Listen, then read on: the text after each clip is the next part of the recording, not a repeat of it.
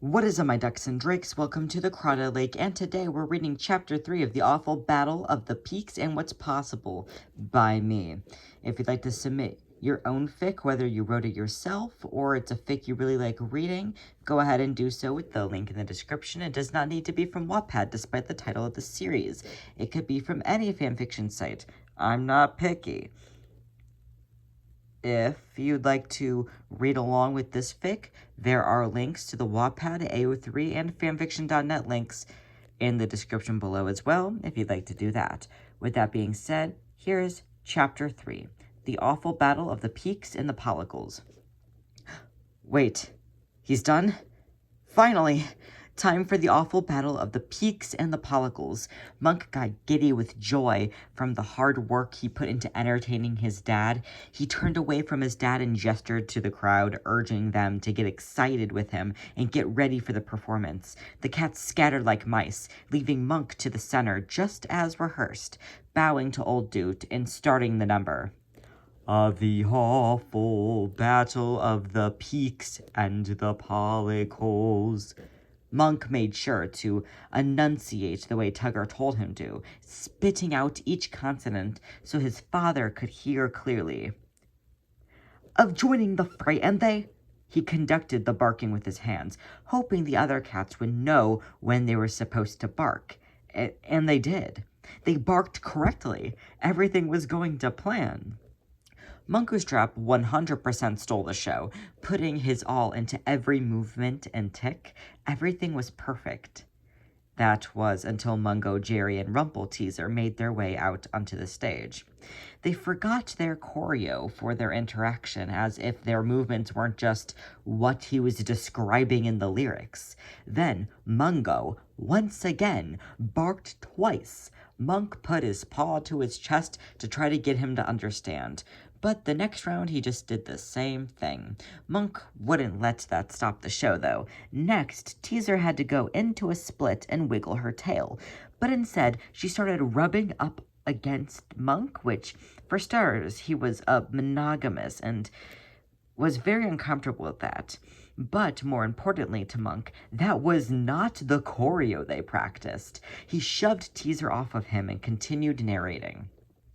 Teaser was supposed to spin across the stage, but instead opted out to crawl between the Tom's legs. Again, not comfortable and not the choreo, but he at least trusted Mungo to lead the line correctly.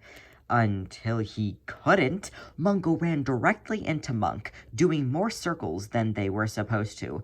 Monk stopped the line, holding Mungo in place to continue the narration. Just then, just about everything that could go wrong did go wrong. The two best male dancers of the tribe, Skimble and Misto, came up for their duet, but instead of dancing in the center, they danced right next to Munku, hitting him in the face. When he thought that was bad enough, Tugger whipped out his bagpipe and started playing them, despite Monk's earlier disagreements. He immediately regretted that war moment they had shared just the song before. A bunch of cats were tripping over themselves, and Tugger was pushing down those who weren't already struggling. Then the fluffed-eared dogs came out, everyone getting in their places just in time to bark. Not that that was a good thing. The cats never controlled themselves. They barked loudly and sporadically out of cue, and for way too long. If they didn't stop, Monk wouldn't be able to introduce the Great Rumpus Cat. Munkustrap yelled at everyone to just shut up and stop. This could still be saved. The best was saved for last. He continued his narration, captivating Old Doot and the cats alike. He stepped up to the entrance area of the Rumpus Cat as he flew in from far behind Monk. He just could not catch a break, could he? He did his little duet with the Rumpus Cat, repeatedly almost being kicked in the face, the entire number ending with one last quip from Tugger's bagpipe. Monk was disappointed in himself. How could he let his dad see such a bad version of his work? Monk knew whatever was going on was his fault, and he should have done better.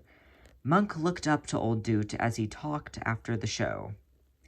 Jellicle cats and dogs all must, pollicle dogs and cats all must, like undertakers, turn to dust.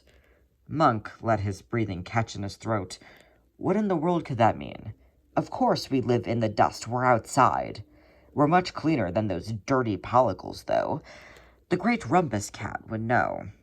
Not that he had much time to ponder, his mate crashed down, out of breath and shaky. "My cavity!" she cried out as all the cats scattered to hide. All but Munkustrap. Nope. Munkustrap stayed out to protect his father. He couldn't run, he couldn't hide. The only choice he had was to stand there and hope he had enough willpower to ward off his brother by himself. Monk looked around as old Doot felt a shaky power behind his arms. His concern vanished as he saw it was just the young Mistopheles hiding behind him. He gestured for him to join the other kittens and stay safe with Tugger. Misto moved himself to in front of his dad before seeing Victoria and a couple other kittens come out to touch old Doot. He immediately welcomes them and starts singing. Monk was confused, but soon joined into the dance, assuming his dad knew they were safe. Munkustrap didn't have the heart to truly enjoy the activities of the ball after that. He was fearful for all of them. His tribe needed him to stay alert. His mate needed him to stay by her side. She was just scared out of her mind after that. Now, also, not being able to fully enjoy what the ball had to offer, Monk couldn't let her get hurt. His body felt ready, but his mind felt hazed. He wasn't fully there for most of the ball. He only really started to pay attention once he heard the start of Skimbleshank's number. His dad started singing? Monk paid attention to the delight in his eyes. Somehow nothing got to him. He was just a living ball of light that never felt a drop of gloom, or at least never anything noticeable from the outside.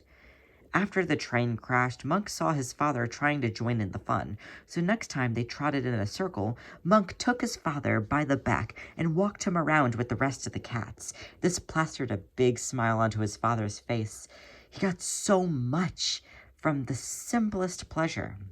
Monk was finally starting to feel better, helping Skimble with his final pose. Nothing could really go wrong with his dad here. He was going to keep him safe as long as he was here. That was until Monk realized he must have jinxed it, because the moment he let his guard down. Thank you so much for listening. If you want to be notified when the next chapter is released, you can do so by hitting that subscribe button and then hitting the bell, because that's how you get notifications. I don't need to explain that to you. You know how YouTube works, hopefully. I'd hope. Remember to look in the description for links to things and recommend fics, which would be super cool.